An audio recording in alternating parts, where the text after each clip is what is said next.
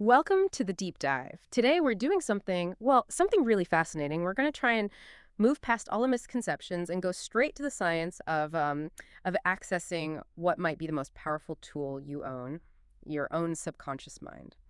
So our mission for you today is to cut through all that stage show hype and, the misinformation that's out there around therapeutic hypnosis. We're drawing on a really comprehensive set of sources, including insights from the book Unlocking Your Mind, The Power of Hypnosis by a certified consulting hypnotist, Steve Zimkowski. Our goal is to give you a clear picture of what this focused state really is, how it works, at a neurological level, and I think most importantly, how you can use it, for real measurable change, whether you're, I don't know, tackling deep-seated anxiety or just trying to reach peak performance. And that framing is so critical. I mean, we have to understand that this isn't magic. It is absolutely not about control. If anything, it's about empowerment. It's a technique, a powerful one, that helps you tap into a state of heightened, intensely focused attention and really deep relaxation. And when you're in that state, you can start to make these profound shifts in perception, in emotion, in behavior, just by accessing your own inner resources for calm. Okay, but the moment you say the word hypnosis, certain images just pop into your head. Swinging pocket watches, people on a stage losing control. So let's just sweep away the biggest myths first, the things that stop people from even exploring this. What are the key facts we need to get on the table right now? The first one, the biggest one, is that the myth of mind control it's baseless. This is a collaborative process. Look, if a hypnotist tells you to bark like a dog, and that idea violates your personal beliefs or your goals, your subconscious will just reject it. Simple as that. You are fully conscious, fully in control, and you can end the session at any time. You should think of it less like being asleep and more like being hyper-focused. Hyper-focus, like when you're driving. Exactly. Like when you've been driving for an hour and suddenly realize you barely remember the last 10 miles because you were so absorbed in a thought or a conversation. You were aware, you were in control, but your conscious mind was busy somewhere else. That distinction, hyper-focus versus being unconscious, that's really powerful. If I'm hyper-focused, I'm still the one driving the car. So where did the sources explain that line, between critical thought and suddenly becoming suggestible? That's where the real therapeutic power is. Hypnosis temporarily eases what we call the critical factor. That's the highly analytical, conscious part of your mind, the part that's constantly judging and resisting new ideas. By relaxing that filter, you allow positive suggestions to be accepted more directly by the subconscious. And that's the seat of our habits and our emotions. So the goal isn't to force a new belief on you. It's more like presenting a good idea when your inner critic isn't there to immediately argue with it. And I guess that also helps us tackle that other myth, that it's only for gullible or weak-minded people. It's the exact opposite, actually. The sources really emphasize this. The ability to concentrate deeply is the real requirement here. The kind of person who can get completely lost in a book or a movie, that person is often highly responsive. And this is why so many different people benefit. You see athletes looking for sharper focus, parents managing a child's behavior, professionals just trying to manage stress. And we should probably clarify, even though we all want that one-session magic cure, this is a tool, right? Not a single miracle intervention. That is a crucial point. Yeah. Yes. For long-term goals, maybe chronic pain management or preparing for major surgery, the benefits really build up over a series of sessions. It's not an instantaneous fix. It's a supportive part of a bigger plan, Right. whether that's for self-improvement or medical care. It requires your active engagement. Okay, so understanding the reality of what this state is, that sets the foundation. Now let's get to the real deep dive. Beyond the therapy room, what is actually happening in the brain that allows these suggestions to, take root? What's the science? Okay, here's where it gets really interesting. When we talk about focused attention, we aren't just talking about feeling relaxed. We're talking about a real quantifiable change in your neurological activity. We have concrete evidence now from research using fMRI, functional magnetic resonance imaging. Right. So what does an fMRI scan actually show when someone is in that deep focused hypnotic state? It shows a pretty profound shift. We see altered patterns in the parts of the brain related to attention, awareness, and crucially, self-monitoring. A key finding is the dampening or decoupling of something called the default mode network, or DMN. The DMN, isn't that essentially the monkey mind, the part of your brain that just loops through worries about the past and anxieties about the future? Precisely. That's a perfect way to describe it. It's the network that's responsible for mind wandering and our sense of self-criticism. When the DMN activity goes down and, more importantly, decouples from the executive control networks, the brain's constant internal noise it quiets down. Mhm. And this reduced self-monitoring is key because it allows that conscious critical filter, the one saying, you can't do that or you've tried this a million times, to take a temporary backseat. Wow. So the mechanism for suggestibility isn't that you've been taken over by someone else, it's that your own internal critic has finally gone quiet for a minute. And that lets the brain process new information, the positive suggestion, as if it were real. Exactly. The neurological change really supports the idea that hypnosis leads to these huge shifts in how we process thoughts and feelings. It lets you manage stress and anxiety better because you are literally shifting your brain's resources away from worrying and towards solution-focused thinking. Okay, let's connect that science to behavior modification, because that's why so many people seek this out, right? To break a habit. Right. Think about quitting smoking or trying to shed unwanted pounds. Those habits aren't just physical. They're deeply rooted in subconscious beliefs and emotional triggers. So hypnotherapy helps you alter those negative patterns by suggesting positive behaviors right when your subconscious is most receptive.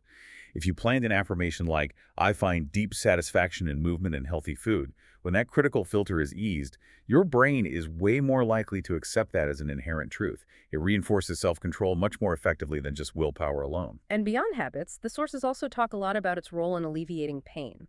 How can shifting brain function help with something so physical? Well, pain perception is fundamentally handled by the brain.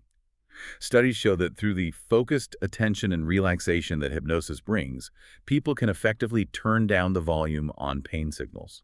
It's not necessarily eliminating the sensation, but it changes the perception of the distress caused by that sensation. It can significantly reduce anxiety before surgery, which we know improves recovery, and it helps manage the perception of chronic pain. It's a non-drug tool for management. That adaptability is really powerful. Since our listener is looking for practical knowledge, let's zoom in on some specific challenges. How does using this focus state help you, the listener, solve problems right now? Okay, let's start with stress and just general well-being. Everyone deals with stress. But chronic tension just drains your cognitive resources. Hypnosis promotes this really profound relaxation, helping you learn a pathway to release physical tension and find emotional balance. It basically teaches your body and mind how to get back to a calm baseline, even when everything around you is intense. And for people dealing with more severe symptoms like anxiety and panic attacks, what unique approach does this offer beyond just general stress management?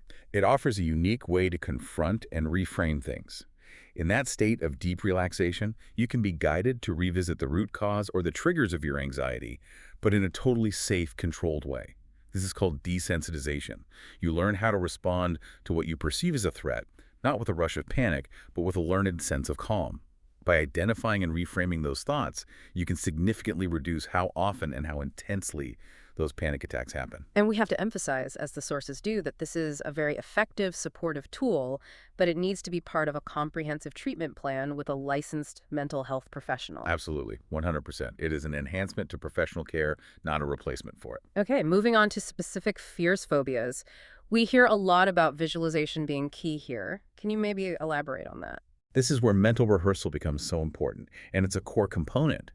When you're treating something like a fear of flying, the client, in a hypnotic state, mentally rehearses the entire process, everything from booking the ticket to landing safely at the destination, all while maintaining this profound sense of calm. By taking apart those irrational beliefs and substituting them with positive, successful mental images in that relaxed state, the real-world reaction often changes dramatically. That idea of dismantling internal barriers, it brings us to one of the biggest complaints of the modern world, is not being able to get good sleep. Yeah, insomnia. It so often comes from a mind that just will not shut down, that DMN running on overtime. Hypnosis addresses both the psychological side, the racing thoughts, and the physiological side, that feeling of heightened tension. By teaching you specific relaxation and visualization techniques, you learn how to naturally signal your brain that it's safe to rest. It reduces that mental and physical arousal that keeps people awake. And finally, let's just circle back to the high performer. The sources give some clear examples of athletes using this. Oh, for performance enhancement, hypnosis is invaluable. An athlete facing a high-stakes game can use visualization to mentally rehearse every successful movement. They're literally building a neural pathway for that success before they even step onto the field. They learn to manage performance anxiety by replacing doubt with confidence and focus, which leads to better concentration and execution when the pressure is on. It's really about optimizing the brain's approach to the task. The sources make it so clear that this isn't some mystical thing. It's a structured process. It's techniques aimed at shifting your focus. Since our listener values structure, let's look at the how-to. What are the core components used to create this state? Well, if you look at the structure of a session, it really breaks down into 3 distinct phases. The first is what we call induction techniques. These are methods to gently guide your mind into that focused, receptive state. What are some of those typical induction methods? 2 of the most fundamental are progressive relaxation and visualization. Progressive relaxation is where you systematically consciously tense and then relax different muscle groups, moving slowly through your body. This builds a really deep awareness and control over physical tension, which signals your mind to follow your body into a state of calm. Visualization, on the other hand, is about imagining peaceful scenarios, a quiet beach, a warm, safe room, which distracts the conscious mind and opens the door to relaxation. So once you achieve that initial state, you then need to deepen it. That brings us to the deepening techniques. How do you enhance that state of suggestibility? Deepening techniques are really just metaphors for mental descent. A really common one is staircase imagery. You're asked to imagine walking down 10 steps into an even deeper, more profound state of calm. Each step reinforces the feeling of sinking deeper into relaxation. And even simple tools, like focused breathing exercises, slow, deliberate breaths, are used to stabilize and intensify that calm. So the goal is to get to this state of total receptivity, which leads to the pivotal third part. Suggestions and affirmations. This is the actual programming moment, isn't it? Absolute pivotal, yes. Right. Because that critical factor has been eased, the subconscious is just highly receptive to new ideas. And the suggestions are always phrased in the present tense, focused entirely on the positive goals that the person has already defined for themselves. For anxiety, it might be, I am calm and in control of my emotions. For health, I choose nourishing foods that support my strength. These are used to effectively rewire those negative belief patterns right at the source of the habit. And what's so empowering here is that the sources really emphasize this isn't just something that's done to you. You, the listener, can learn to use the same structural knowledge through the practice of self-hypnosis. And that is the ultimate tool for self-reliance. Self-hypnosis is just about setting aside quiet time, even just 10 minutes. You close your eyes, use deep breaths to start feeling calm, and focus on a peaceful visualization or a specific mantra. Once you reach that focused state, you give yourself your own positive suggestions. It lets you actively manage daily stress, reinforce healthy behaviors, and really solidify the changes you're working on anytime, anywhere. That's the key takeaway for someone looking for an immediate application. This is a skill you can actually build for your own ongoing self-management. If we were to synthesize this entire deep dive, the core takeaway is pretty clear. Hypnosis is a transformative, evidence-supported tool. It empowers you to make lasting changes by purposefully learning how to access your own inner resources. That reservoir of calm and resilience is there for everything from stress relief to physical performance. So, what does this all mean for your everyday life? We spent a little time discussing how athletes use this. They use visualization to mentally rehearse successful outcomes, creating a kind of mental blueprint for peak performance. They prepare their minds for success before the event even starts. And this leaves us with a final, provocative thought for you to explore based on everything we've covered today. If visualization and mental rehearsal can literally create new neural pathways for athletic focus and performance, how might you leverage this idea of mental blueprinting using focused intention and positive affirmations to prepare for and achieve success in challenging non-athletic parts of your life? Things like mastering a complex new skill, delivering a huge presentation, or even successfully navigating a really difficult negotiation. As you start to experiment with those ideas, remember our source author, Steve Zimkowski. He's a certified consulting hypnotist and a holistic health educator who has worked with everyone, from athletes to surgical patients, which just shows you the breadth of this field.